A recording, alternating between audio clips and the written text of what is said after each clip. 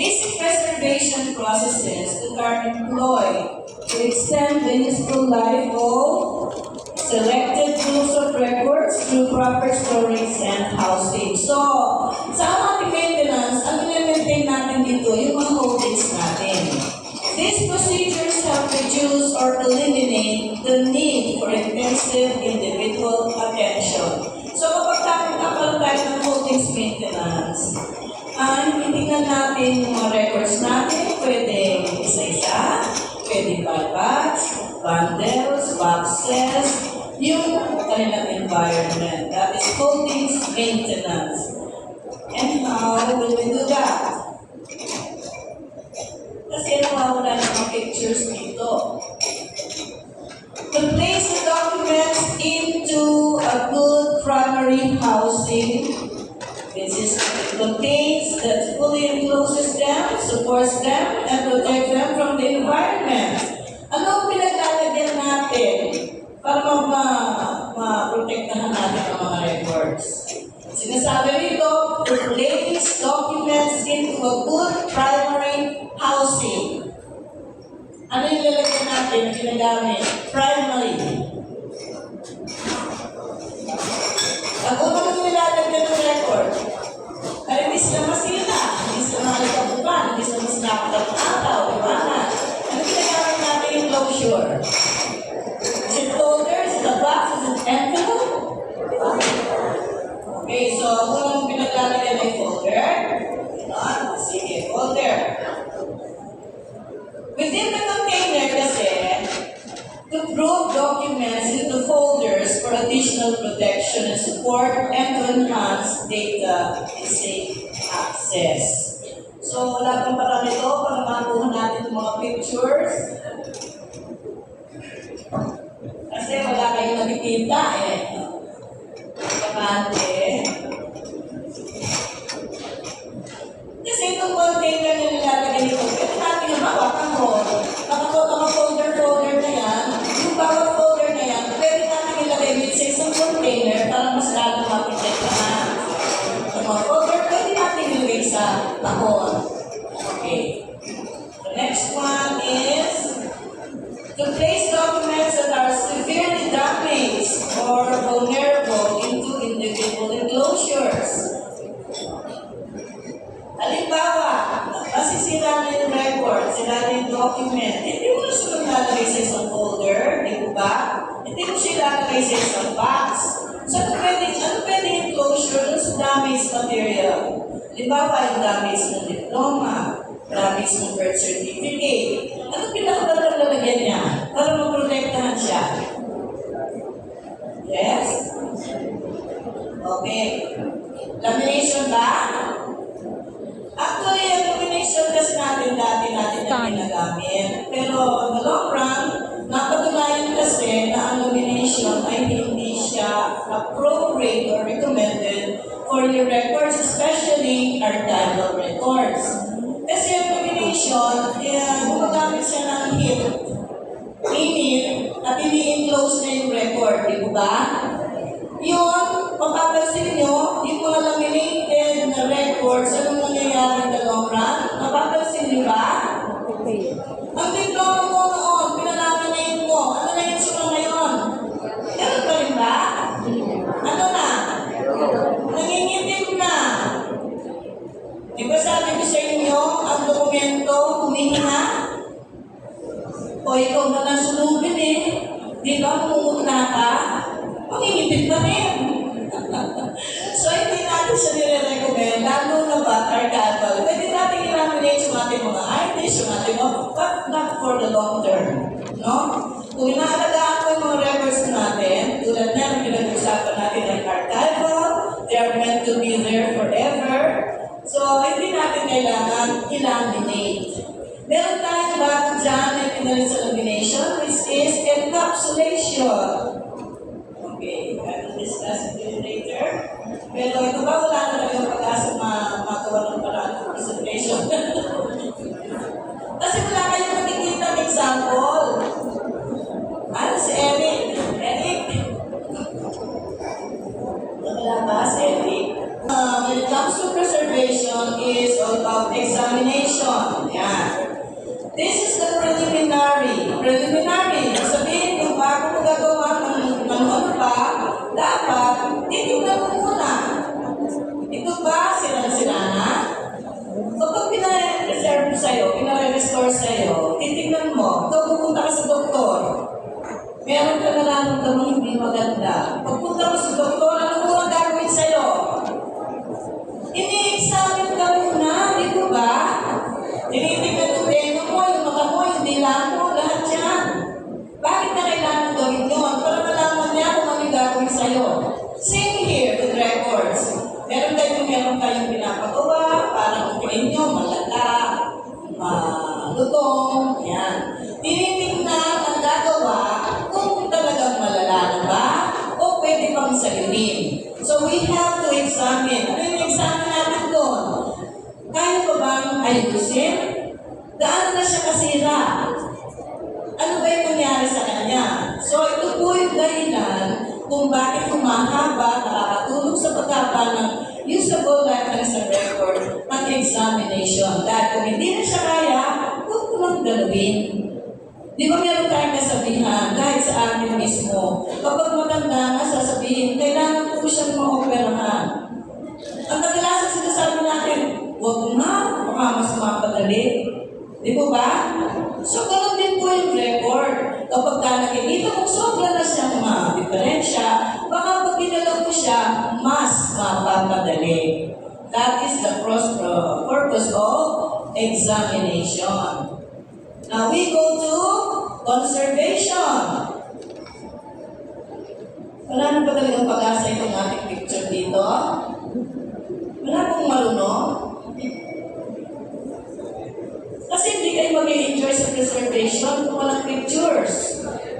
Dahil dito makikita yung mga differential ng papel, ganyan, yung mga kayatan ng mga daga, ng mga termites.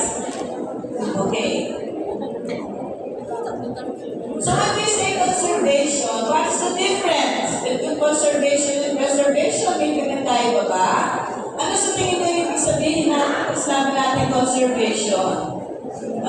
Conservation is related to preservation. Kasi pare-pares na naman ang purpose nila to prolong the usable life of a record.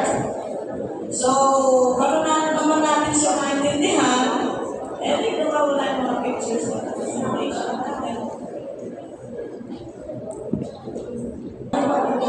Sa kanila, that is plastic, vacuuming, yan. Ingat-ingat na kayo pag-vacuuming namin ninyo.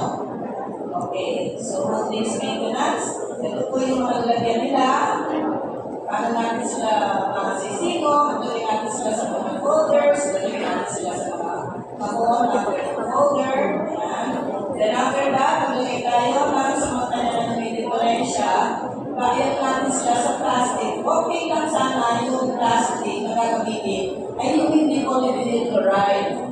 Polyvinyl chloride po, ito yung commercial plastic. Yung mga plastic na ginagamit natin sa mga pagbabalot ng libro, pagbabalot ng notebooks, they're made of polyvinyl chloride, PVC. Kaya very acidic po sila. Naninilaw, in the long run, gawin natin mga album sa pictures, ito ba? Na-experience ibang ayaw ng maranggal, naninilaw, nakaliit ang picture sa plastic, pag hinimulay mo, hibalin na rin yung picture. Ito ba? So, may mga plastic naman na pwede natin gamitin. Pwede gumamit tayo ng polyester, polyethylene, or polypropylene. No? Ito po yung mga stable plastics. Nabibili ito ng polyester. Nakakabili sa mga bookstores. Meron naman sa mga brand names. Isa sa mga brand name ay Mylar, Medinex. Marami po yan sa mga bookstores. Kung gusto rin po maggawa, huli na kayo gano'n. Itignan nila. Kasi yan, hindi na kailangan tanggalin pa yung mismong document sa mismong plastic. Kasi malinaw siya. Pag nilagay mo, pinagpatan mo, papalagamit, pero hindi ka nagamit ng tip. Yan. Pwede yan. Kapag nalapad siya, pwede mo siya i-copy, photocopy, and hindi mo tinatanggal yung document mo from that particular plastic. But never use commercial plastic. Kasi yan ay made of polyvinyl chloride, which is PVC. Examination is nasabi ko, kung meron siyang diferensya, makikita mo, kaya ba siyang ayusin? O iwasan mo na lang, pwede na lang siya, o kung na lang masyadong gagalawin. That is the purpose of examination, extent of alteration and loss. Now we go to conservation. Pag sinabi natin kasi conservation, either ang papel ay malata o ang papel ay malutong. So kung napagdan natin yan, to make that particular record stable. Ang purpose ng conservation dito is stability of the document itself. Kaya ngayon, gagamit tayo ng konti. Gagawin natin sa tubig. Yan, yung pinapakita ko sa inyo dyan. Picture na ginagawa natin sa tubig at isang record. The intrusive protection, meaning we are now including dun sa dokumento.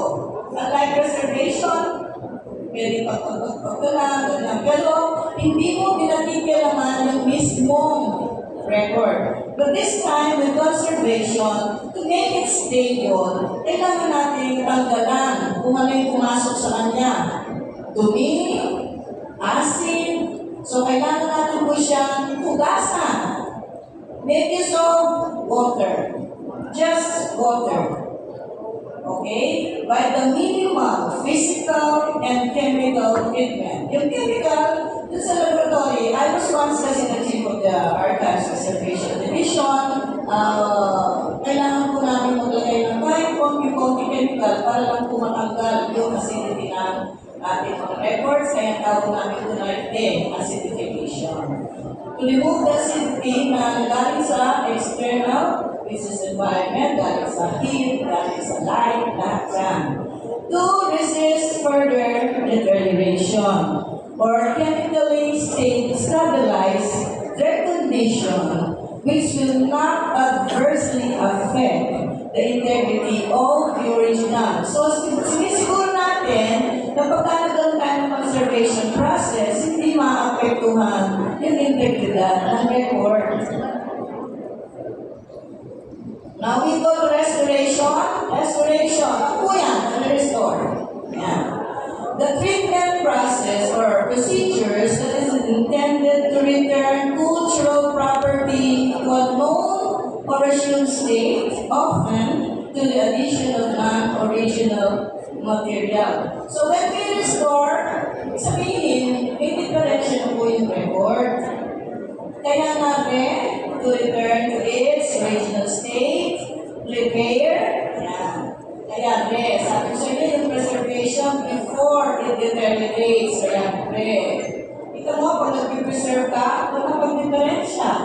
Pag may magamit ka sa mga future na pangangailangan. So, those are the related activities na kasama ng preservation. And to sum it up, preservation, these are actions and operations slowing and minimizing deterioration of collection. Hindi natin mapipigilan yan pagsira, pero pwede natin siyang pagalan.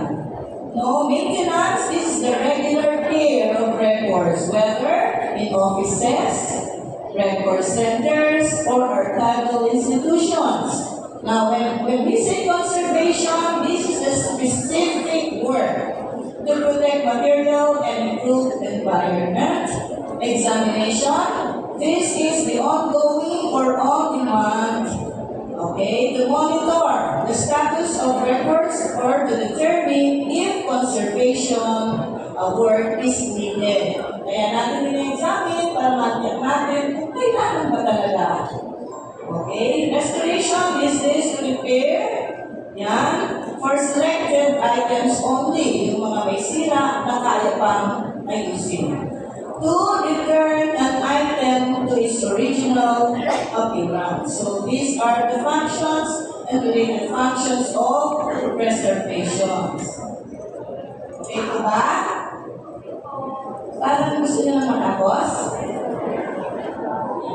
Okay, so the next question is, why do collections deteriorate? Bakit po nasisirain natin, nag-deteriorate ang ating mga collection?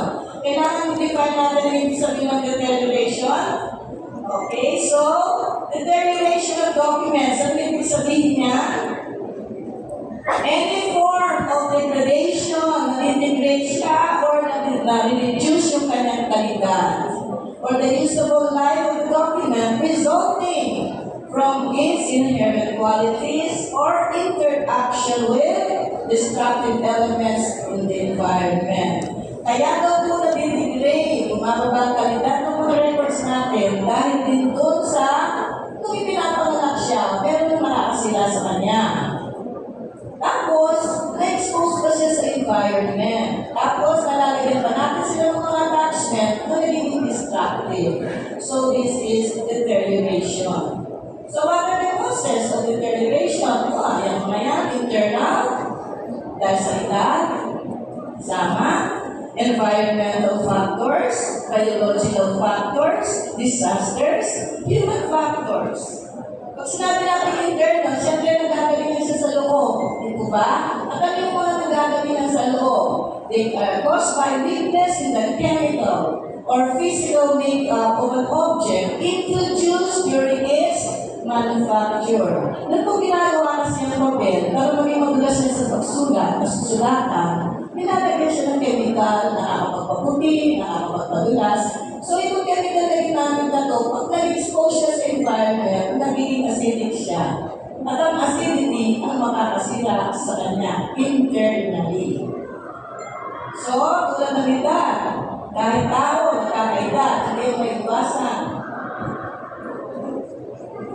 Aging. This is a natural and unstoppable process. Over time, all records will deteriorate. So, one example of aging in paper is what we call faxing. Fax. Meron siya mga tundok-tundok na brown. Kung para sa magpatandang tao, nagkakaroon siya ng mga tundok-tundok sa mukha, mga blemishes.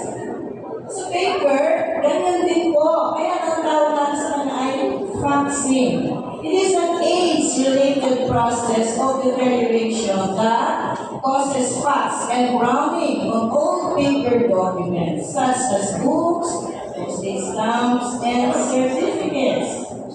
Okay. Acidity. Bakit nagkakaroon yan? Papel natin, bakit nagkakaroon yan? Anong itsura ng papel? Mamulabaw o brown? Okay. Kasi yan, dahil na-expose siya sa environment, tapos internal cause pa, nagkagulan niya siya. So, self-destruct. Okay, acidity is the quality of being acid or being sour. The acid in paper eventually causes it to self-destruct. Pag acidic yung tinta ng ballpen mo, halimbawa, na ginamit sa isang papel, pag tagal-tagal mo, yung tulog mo may butas na. Yung ginagawa mo, may buhit na yan, nabutas na. Dahil yung ginamit mong tinta ay acidic. So, acidic paper is that. Acidic paper turns brown and extremely brittle. So, acid from low-quality paper can bleed into the neighboring pieces of paper. Dati-dati po kasi, yung ginagamit natin papel ay galing sa cotton. Itong huli po kasi natin ginagamit, galing po sa brown wood. So, dahil na yung mga newspaper, mabilad lang sa araw, mamaya iba yung kulay. Kasi nga po, ang ginagamit po nila ay brown wood paper. Dati kasi, yung mga records natin sa National Archives, na ang period ay 1600, ay mas matitibay po kasi they were made of cotton. So, kasi hindi po, nakuha ng papel, yung panahon na nila-manufacture siya, yung kanyang mga, nung pinipiga siya, hindi siya masyadong mabiga, kaya meron siya mga impurities. Nagpo-corrode yung ingat, sabihin sumasabog-sabog yung tinta, and accessories tulad ng mga ginagamit natin mga metal fasteners, yan, no? Kasi dito, meron tayong ginagamit na tinta na nakakapagpabutas sa papel, lalo na ng araw. Ang tawag natin dyan ay iron gall ink.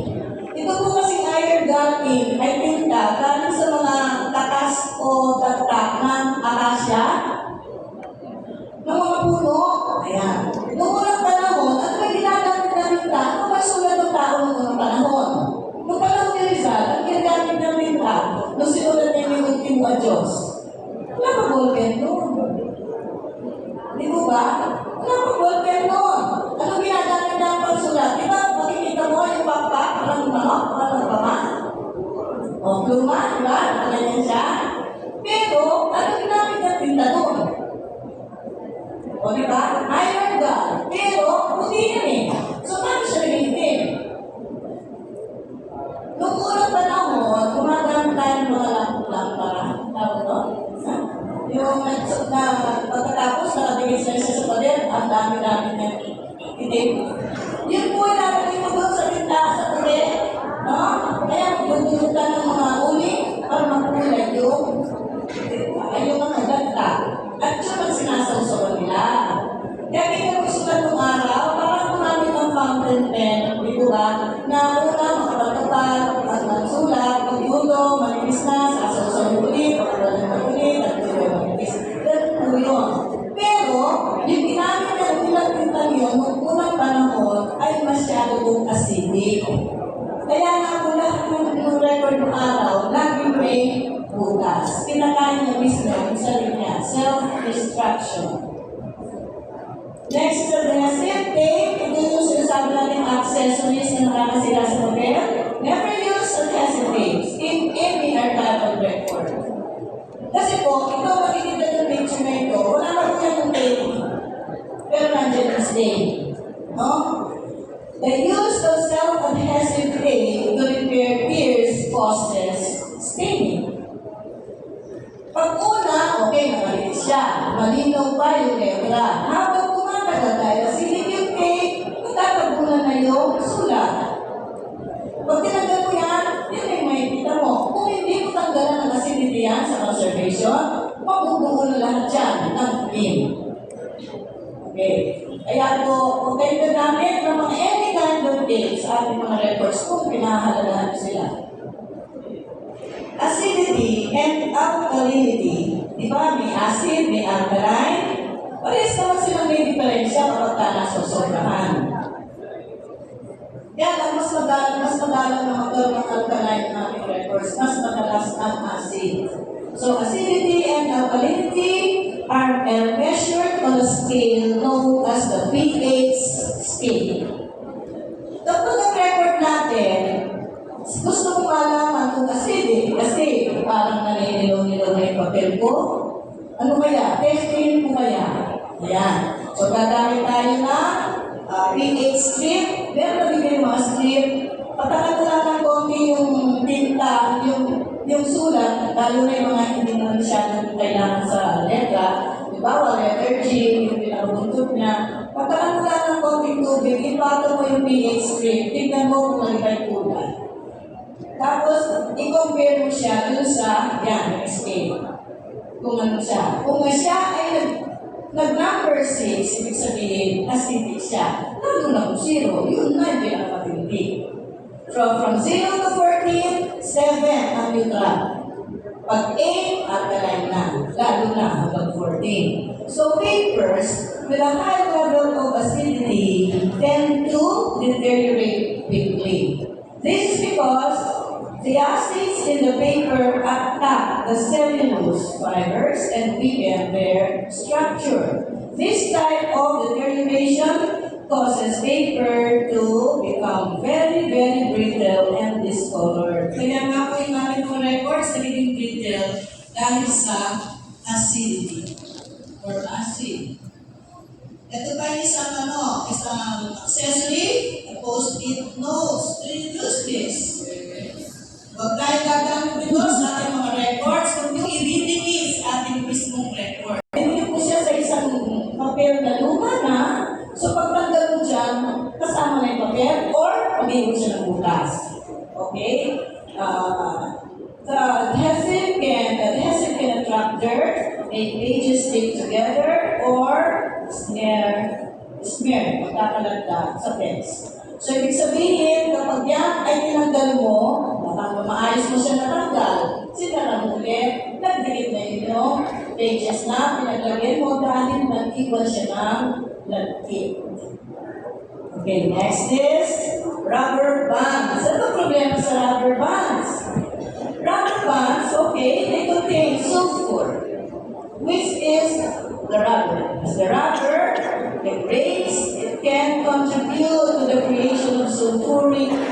plastic. This causes serious structural damage to papers, textiles, and leather. The degradation of rubber can also leave residues on objects which can be difficult or impossible to remove. Kasi rubber bands, ayan, deteriorate over time, becoming so hard and brittle. Kung naninigas na yan, that they break apart and no longer serve their function. They cut. Kapag matalas bago ang rubber band, nakakasugat siya sa record or document. So, never use rubber bands. Pwede kayo gumamit ng photo sticks na tela para pagtali sa mga records. But not rubber bands. Paper clips. Yes, steel paper clips can rust, causing staining and potentially acid migration, leading to embrittlement in the paper they are holding. So, ito po, alam mo kasi, pag sa record mo, nilagyan mo niya ng metal clip. Tapos, nag-file ka, nilagay mo sa drawer mo. Dahil naka-aircon ka, o, magpapa ng aircon, yung contents na tubig, bababa na naman at the end of the day. Saan mo nga papak yun? Saan mo records natin? Ngayon, kung meron ginamit, yan, pag nagkakaroon po ng moisture yan, kinakalawang yan. Pag sumobray kalawang ng mga yan, hindi na nakatagal sa papel yan. Matanggal man, kasama na yung papel. Ayan, so metal corrodes and can damage records over time. The paper clip has become rusty and is damaged to stay and stain the paper underneath. Ang mga iba nagtatanong sa akin kung pwede ba yung plastic paper clip. Actually, ang plastic, hindi naman siya recommended, pero mas safe naman siya gamitin kaysa sa mga metal paper clips. But before using it, kailangan maglagay ka muna ng boundary, barrier between the paper and the clip. So, before using the clip, maglagay ka muna ng piece of strip of paper kasi na mo siya ilagay para hindi siya direkta dun sa mismo dokumento. Staples. Metal staples corrode over time due to environmental conditions, and the resulting rust is easily visible and damaging to the paper, making it brittle as well, causing discoloration. Lahat po ba ginagamit natin? Iwas-iwas na. Poor quality plastic enclosures. Kung yung pinapayento mo, pag saan lalamilin tayo, pag nagsishrink yung papel, nagsishrink din yung plastic. Pag nagsishrink yung plastic, nagsishrink din yung papel sa loob. Contain plasticizers that cause document to stick to the enclosure surface and cause, media to bleed. Okay, so to sum it up, deterioration of paper, colored ribbon and folders will cause serious staining if wet. Rubber band cut into paper and will perish and become sticky over time. Sticky notes, tulad ng mga post-it notes, leave a sticky residue which attracts dirt, mold, lahat yan. Sticky tape, yung mga adhesive tapes will cause irreversible staining. Kahit kung sa conservation laboratory, hindi kami makatanggal ng stain na galing sa tape. And often impossible to remove. Cheap PVC, ito yung mga commercial plastic natin. Plastics made of harmful vapor which contain and soften the inks and accelerate the aging rate of the paper. Metal fasteners, such as paper clips, tend to rust, so avoid them. Rusting staples and paper clips can stain and deform paper documents. All fasteners, not po yung tawag natin fasteners, okay, you tend to leave creases on papers where they are used, and also the sharp ends on some of these items might possibly tear and papers on which they can be used. Okay, ito ba? Question doon? Bakit parang nananaginip kayo masyado? Natatagal na kayo? Another. So, yun po yung sinasabi natin mga internal process of deterioration. Tapos, kasama doon yung mga attachment or accessories. The next one is factors from the environment. This is the light. Liwanag. Liwanag kasi causes fading of colors. Tulad ng mga photos, na natin dyan, pag nasa sinabi ng liwanag, kaya na-produce, dilaw-dilaw yan may bagong kapit. So, sa tagal-tagal, wala ng kulay yung dilaw na yan. Namumuti na yan. Okay, direct sunlight is the culprit in paper deterioration. Direct sunlight. That is why, when we experience flooding, di ba? Tapos, yung mga documents natin, nababag sa tubig, tapos binilag mo sa sigat ng araw, ano mangyayari? Natuyo. Natuyo. Nag-fade. Pero, nag-vibrate. yes, kasi kung sa ating focus ng light, anong magiging epekto ng light sa records na binilag natin sa araw? Tulong? Nawala ng tinta. Mawawalan ng tinta lahat ng magbinilag sa araw para matayo yung record. Kung yan ay meron pa, iskan nyo na ako meron pa. Kasi gradually, but eventually, mawawalan niya ng tinta. So, ano ba yung record kung hindi siya usable? Remember the characteristics of record? Usable? Kung hindi na siya usable, what's the purpose of that record? So, avoid. Iwasan nyo ang pagbibilang ng inyong basang dokumento sa ilalim ng sigat ng araw. Ang gawin nyo, kung may shade dyan, dahil nasa labas, huwag sa nakatutok sa sigat ng araw. Bawa, overboard. Ilabas nyo, pangilan nyo, pero yung masisikatan. Sigat ng araw, right? Pero UV, ultraviolet rays, ang sigat ng araw na nakakadami sa papel. Okay. Newsprint made from brown wood pulp paper becomes brittle and yellowed over time. Photographs and documents are very sensitive to ultraviolet light. Kaya nga, yung sikat ng araw, punong-puno siya ng ultraviolet light. UV light can cause fading and discoloration of the photographs, images, or inks in the case of documents. Kasi yung document na basa, binilag mo, paano nagpula ng damit? Alam niyo yung damit, pagka nagkamantya, ikukula mo, hindi bilhin ko sikat ng araw para matanggal yung mantya. Same with documents, ang mantya, yung tinta. So, mawawala yun. Alam niyo po kasi yung light, UV light, galing sa sunlight. Pero yung mga ginagamit natin lights, meron yung mga UV light siya, UV yan. So, ano yung mga gas damaging na light? Coming from fluorescent or coming from incandescent? Light coming from fluorescent or light coming from incandescent? Alin ang light na nakakadamage sa papel? Incandescent. Incandescent? Why incandescent? Kasi, mainit. Di ba light siya natin o light? Hindi heat. Ang heat ay temperature. Light. Mas damaging po ang light coming from fluorescent light. Why? Meron din sa UV. Kaya nga po yung mga ating fluorescent light, pinalagyan natin ng UV filter. Pero siya paano? Lalo na kapag sa mga storage areas, lalagyan mo ng UV filters ng fluorescent at lalagyan ninyo. Mas safe yung mga LED. Kasi yung mga LED wala ng UV.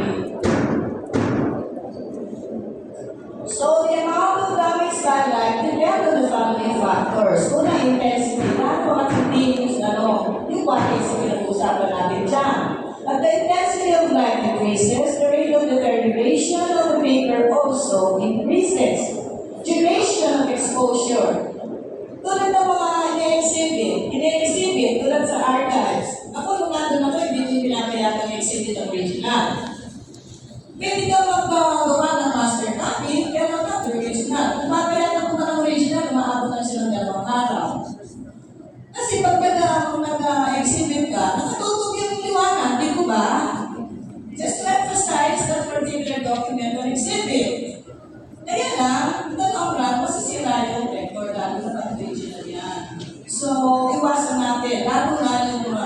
long exposure to light. Okay, the distance from the source of light, kaya mo sa exhibit, depende yan na tayo sinusukat yan. So yun po kasi ang intensity ng light sa documents. In storage areas, the strategies to control the damage caused by light and UV radiation. Keep the lights off when not in use. Gamitin nyo lang ang light kapag nag-prepare ng material. Illumination sa isang sulok lang ng storage areas, but not all the time. Okay. Put light-sensitive items into boxes. Kapag meron kayong mga shelves, huwag nyo itututok yung mga lights sa mga shelves. Kailangan in between shelves yung light. No? Kasi sa araw-araw na magbubukas na ng liwanag, kahit nakataon pa yan, na-apektuhan pa rin yan. So, okay, filter. Tubular fluorescent lights with UV blocking sleeves and cover windows with shades. Lalo na po, kung araw-araw ay nasisikatan ng araw yung inyong mga records. Lalo na kung nakaposisyon ang inyong storage area ng records sa east. Remember, east, natin dyan ang liwanag sa umaga, nasa liwanag ng araw sa west. So, kung natin dyan ang mga record storage areas, magdali naman kayo ng mga kahit cortina o kahit yung mga blinds. Ayan. Para po maprotektahan natin ang ating mga records. Pinakamagandang tela ng cortina ay cotton kasi nag-absorb kasi siya ng light. Now, we go to temperature and relative humidity. So, rapid fluctuations. Sabi ba natin, temperature na pinag-usapan natin dito. That is temperature. Hoy, ang lila. Kung grade ko lang ito eh. Grade 3, grade 4, science. What is temperature? Yes, the hotness or coldness of an object. Diba? How about humidity? Ito yung moisture sa paligid. Meron tayong tinatawag na absolute humidity. Meron tayong tinatawag na relative humidity. Ang relative humidity, kailangan yung certain percentage na humid sa ating paligid. Okay, so rapid fluctuation of temperature and relative humidity can lead to flaking pigments, warped covers or books, and cracked emulsion or photographs. Ang sinasabi ko dito ng fluctuation, rapid, yung mabilisan. Ang fluctuation kung pinag-usapan natin, yung mabilis sa pagpapalit. Bawa, mainit ngayon, mamaya malamig, malamig, mainit, malamig, mainit. Yun, masasira talaga ang hotel. Kahit nga po tayo kung natin resistensya, pasok mo sa malamig, tapos talaga sa mainit, nagtali ka, problema ka rin. Diba? Same. Ang problema yung fluctuation ng pabilisan. Dahil kung yan ay constant lamang, halimbawa, sa mga mainit na lugar, constant yung init, okay na. Constant yung lamig, okay na. Pero yung fluctuation, mamaya-maya, mabilisan, yun ang problema natin. So, heat accelerates the rate at which these chemical reactions occur, causing our collection to deteriorate even faster. Temperature. When the temperature is too high, so mainit, diba? It can make paper materials to dry and brittle. But when the temperature is too low, sobrang baba, so sobrang lamig, causes dampness to these materials.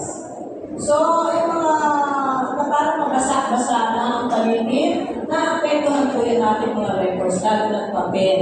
The dampness encourages the growth of fungi from the materials, kung sabihin ng mga hama or mold. Relative humidity, relative humidity po kasi is expressed by percentage. So, over 50% encourages mold, ibig sabihin, mabasa. Ang dry po kasi yung 0 to 20, 20 to 40, medyo basa-basa, pero basang-basa na rin 50. So, it speeds up chemical deterioration so that paper becomes brittle faster and encourages insects and moths. So, the lower naman the temperature, the longer yung items will last.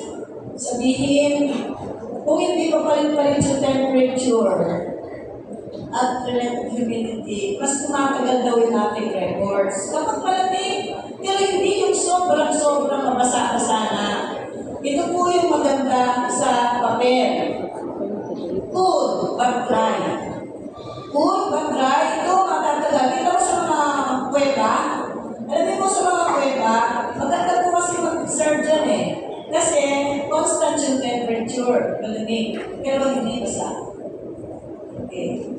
Keep the relative humidity 55% to prevent mold growth and reduces insect activity. So avoid very low relative humidity. So dali dyan, pag low, walang moisture. Because relative humidity below 15% can cause brittleness, paglulutong naman ng records. So the ideal temperature for storing paper varies between 18 degrees Celsius and 22 degrees Celsius. And relative humidity should be between 40 and 55%. Ang temperature at humidity, hindi sila nagtutugma. Bakit? Pag mainit ang panahon, ang moisture ba mataas o mababa? Mababa. So mataas ang temperature, mababa ang humidity. So kung mababa ang temperature, mataas ang humidity. So siso sila, siso. Ngayon, paano natin sila pwedeng pagsabayin para sila magkasundo? The best thing and the best equipment for that is air conditioner. Sa aircon kasi, nakaka-regulate mo yung temperature, nakaka-regulate mo yung relative humidity, kaya ito ang pinakamagandang solusyon. Kaya lang, rule of thumb, when you aircon your records, you have to aircon it 24/7. Kaya ba? No, Hindi. na lang brown. Kung hindi ko kaya yun, moving air na lang kayo. Pwede ba yun? Kasama ba natin ang record sa kusina? Kasama ba? Yes. O ngayon, kung tinagal natin yan, okay lang? No. Okay lang, bakit hindi mo makasagot?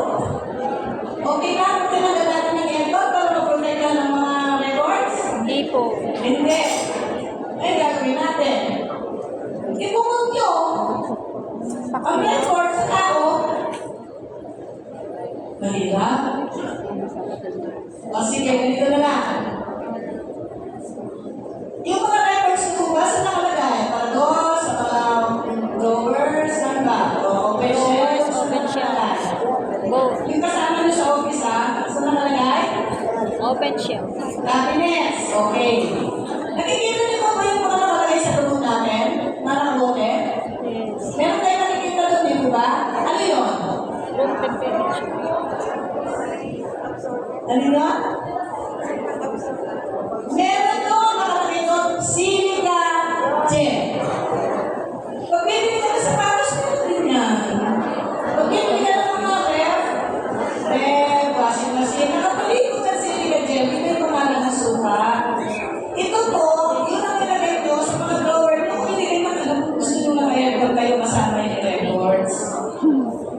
Dahil na po yung mismong storage ng records, dahil na wala sila aircon, maglagay din kayo yan. Kasi, it absorbs moisture kung sobrang moisture sa paligid, and nag-release siya ng moisture kapag dry ang paligid.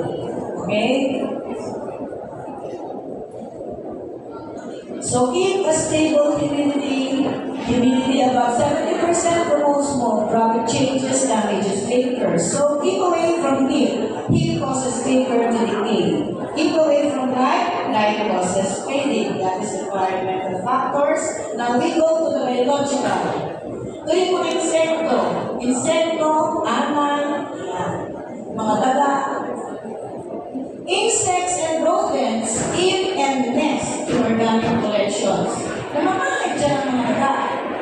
Mold consumes and stains organic materials and humid condition. Ang mold, kasi ang mold, kaya tumutubo yan, nabasa na yung dokumento, tapos basta na lang natuyo na hindi na asikaso. So within 48 hours, magkakaroon na ng mold ng paper na nabasa-basa. So yung mga records ninyo, kung hindi kayo nag-examine, nag-inspect, nag-maintain ng storage area, hindi Hindi ko napansin na yung storage area may butas sa puno, may samin. Pag may umuulan, nababasa yung records. Tapos basta na lang matutuyo. Ang tendency nun, magkakaroon siya ng ama or mold at magdidikit-dikit ang inyong mga records. Naka-experience na po ba kayo na gano'n? Nagdikit-dikit ang mga records nyo? O, ano ginawa nyo sa records nyo? Usable na ba yung mga records nyo? Hindi na. So, the purpose ng records na hindi usable. Alam niyo po, yung mga nagdikit-dikit na, lagi ko yung sinasabi pagka may disaster, nagdikit-dikit na. Gawin niyo po, balutin niyo lang sila ng wax paper or paper towel, nilagay niyo sila sa freezer. Freeze them. Alam niyo po kasi na wala po kasi yung moisture sa kanila.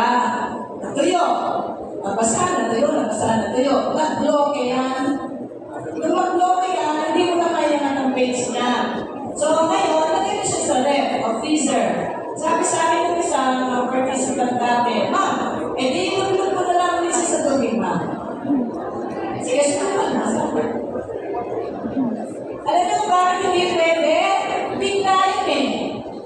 Di ba kapag naglalagay ka sa freezer, hindi mo na siya biglang malamig? Dahan-dahan yung pagpasok ng lamig sa isang kahit tubig, kahit lamig. Hindi mo kung talagay mo siya may malamig na. Secret records, dapat gradually ang pagpasok ng moisture. Huwag mong biglayin, mag-iway wala yung benta niya. Di po ba? Ngayon, dahil nakapasok na yung moisture, testing mo araw-araw, huwag nyo expect na nilagay mo na yung broken dokumento mo, bukas pwede na. It will take months. Pinagawa po namin yun sa laboratory. Ngayon, ang pagkaanak mo, kung wala naman kayo gamit, meron mga bagay, meron tayong tinatawag na pag nagmamanager ka, to share. No? Yun ang pansundod mo sa record kung pwede na siya iyanak. Kung pwede na siya iyanak, maglalagay ka ng wax paper in between. Para pag binaba mo, hindi na siya magkinikilig. Okay ba? Yes nga. Para ba hindi mo na sumugot? Gusto na ako tapos? Yan? Pinagpaskasan ko na. Kaya lang kung hindi ko pa paliwanag, ayaw na naman. O silverfish, ito po yung pinakamatinding insekto sa ating mga records. Lalo na sa libro. Ito na yung tinatawag natin mga bookworms. No? Nakakita na ba kayo na pag nagkaroon kayo ng mga dokumento nyo, may biglang mabilis na gumagawa? Silverfish yun. Matindi ang palinira sa papel. Pero magaling na siya kulihin kahit mabilis siya eh. Okay. Ito. Ano naman ito? Termites. Ang termite, kung yan hindi ubos, hindi alis yan. Uubusin yung collection nyo. Organic materials na naman ang gusto ng anay. White ants ang anay. Kahit na lahat ng organic materials gusto niya, kahit kahoy. O kasi papel, pero siya nakaka-start sa papel. At ang termite, hindi na sumusugod mag-isa. Sila ay colony. So, kung pinagin na ng isa, may kasama yun. So, kung sila alisin yung agad sa mga records kung inanay, ilabas yun, doon yung gamutin. Ang pagkuna sa mga records na yan, masasabi ko pwede gawin yung chemical ay ginagamit din sa mga hospital, which is benzalconium chloride. Benzalconium chloride, iba-ibang kulay niya, pero kulay na yung colorless. Ipahit lang, o gagawa parang yung iba, kapag tayo maghugas sa plato, may nalagyan tayo ng sabon. Yun, yung business sabon, lagay mo, yung benzalconium, kumuha ka ng brush na barber's brush, pagka nagkakang ito kung balitin na pagkakang mo, ganyan. Pero yung istan, kapunin mo yung record na inanay para ma-disinfect. Mabilis mo mag-evaporate yan, so bawat dete mo, kaskas mo, mabilis na matuyo. Yan. Silverfish and termites kasi are by far the most destructive pests in paper documents. So, yan. Lalaktawan ko na yan. Ito naman ay mold. It cause permanent staining the paper loss, paper weakening, odors, and eventually paper decomposition. Iniiwasan natin yan, kaya kapag disaster, dokumento, pinapa-freeze lahat siya. Kasi pag umabot ng 48 hours siya, at hindi niya natutuloy ng maayos, lahat siya may cause. Ang code kasi ko, pag pumasok sa papel, hindi na yung mawawala. Palalim pa lang ng palalim ang kinakain niya. So, kakainin na lahat yung record mo, wala ka na pag-inapang sa record mo. So, that's the case of biological factors. Next is pollution. Pollution, gases from or even off by car exhaust. Bawa yung mga nililist mo siya yung mga sasakyan, di ba? Kaya na smoke filter ka, parang gano'n. Pollution yun. Lalo na sa mga factories. So, kung nakatabi tayo sa factory, lahat ng usok, lahat ng papasok sa ating mga record storage areas. Most damage from pollutants caused by chemical reactions with substances in the paper, causing fading. Another one is dust. Yung ating alikabok, yan, dust can contain airborne pollutants, mark paper as paper-destroying acids, molds, spores, and food particles that attract pests. So, walang kainan sa loob ng storage area. So, store records and archives away from engines, machinery, exhaust fans, or other pollution-generating equipment. Prohibit smoking, prohibit eating, or cooking near records or archives. The next one is about disasters. Kapag kaming disaster, lagi may problema sa records. Kung nagkaroon ng bagyo sa Tacloban, ako lahat ng records na Paris. Ang damage naman sa mga disaster ay water, kadalasan, di ba? Causes paper to swell and rot. Namamaga ang papel, malamog sa papel. Books with glossy paper stick together in a solid block if they are not dried immediately after getting wet. Kapag dinahan ang records nyo, ang una nyo isalba, yung records nyo, merong pages na glossy. Kasi after 6 hours, wala nang pag-asang may salba yun. So, glossy paper, yun ang unahin nyo. Kung meron tayong record na yan. Water can warp and damage paper documents, cause dangerous mold or grow or even disintegrate them entirely. The other damage is by fire. Pagka-fire, total destruction yan, so wala kang magagawa, pag-inubos na. Kapag tinatira, bahala na kayong magagawa niya. Pinapala sa pagka-fire. Fire, smoke, and soot destroy and dirty objects and paper. Kapag may soot, ito yung parang carbon sa papel. Pag hinawakan mo, meron kang makukuhang dumi. Hinawakan mo yung ilong mo, meron kang makukuhang dumi. Okay, so what's the use? Ito naman ang solution dyan, disaster planning. A disaster planning is an essential element of preservation. It is necessary to identify any external and internal threats that might cause problems for the collection and measures to meet those threats. Alam niyo po, sa disaster, meron tayo dapat na phases din. Ang unang prevention. Prevention is the best phase kasi hindi ka naaabot sa recovery kung na-prevent mo ang pagkasira nila.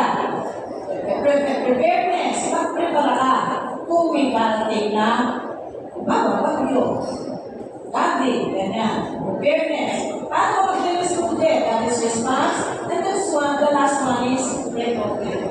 So lahat po yan. And then, kung mga matitita at naminita ng dokumento, ay ang people. People, yung mga tao po, matititin yan, hindi lang natin ang ating mga sarili. People can, in fact, pose the most serious hazard to collection by intentional and accidental abuse, can damage records and archives, and lead to the loss of valuable information. Ito, example nilagay, kung pipit din nilang dokumento, na marami din mo nakikita dinadaanan mo. Pag nadapa ka, yung records mo, either natatantuan ng live, makukunin, yan. Diba? Okay. Next, if people free or maliciously damage the objects, ito yung vandalism, sinusikatan, pinukunin ng mga records, lalo na sa mga lugar tulad ng mga libraries. Personnel can simply misplace them. Okay. Proper support during storage, family restore po natin ng records. Paano? Physical damage kasi due to waste or handling might include tears, creases, dog-eared corners, okay, scratches or abrasions. Abrasion, gas. Distortion, ito yung pagka-kote ng papel. Okay? Fluctuation of previous water damage. Kung ganito ang lalagyan, ay ganito ang ginagawa ninyo. Pag nag-ayos kayo ng record, ano na-expect nyo? Maayos ang dokumento? Siyempre, hindi. Masisira yan.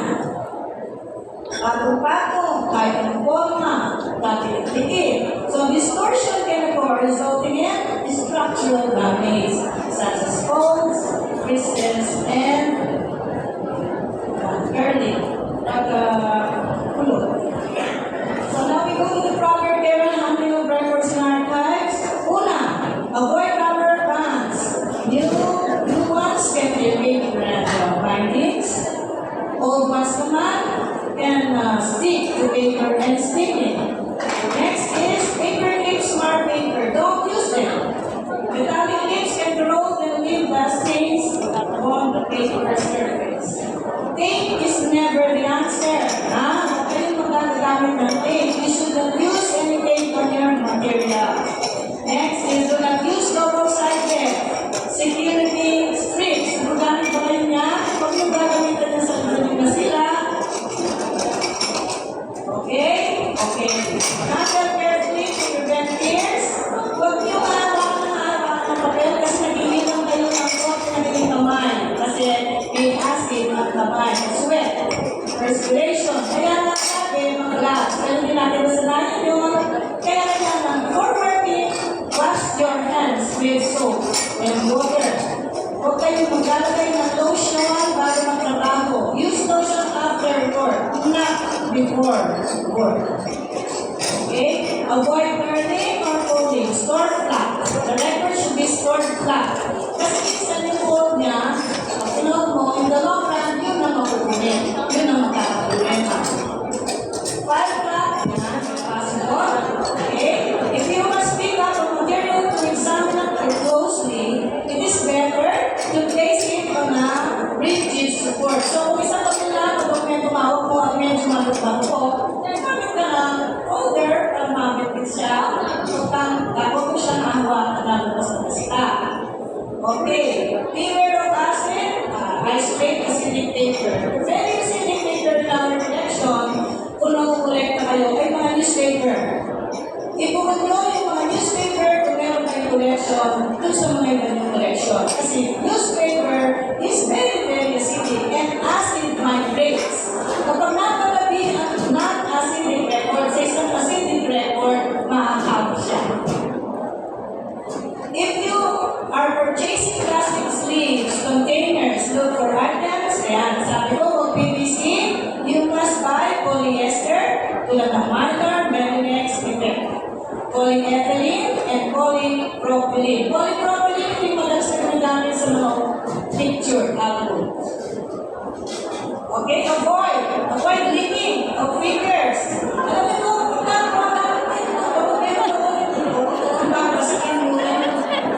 daliri mo para pang open ang libro. Alam mo, hindi naman yung libro problema dito. Kayo, malinis ba yan? Hindi ba? O ano na mas piniwas? Dokumento o yung ilanyo? You should never write in books or type of material. At do not underline. Okay, speaking of food and drinks are allowed in processing areas. Segregation of areas where archival records are handled and stored from staff. Reminders. Environmental factors such as excessive heat can cause paper to become brittle and tear easily. Okay? Too much humidity can attract mold and fungus infections. Too much light or exposure to other pollutants can cause the ink to fade.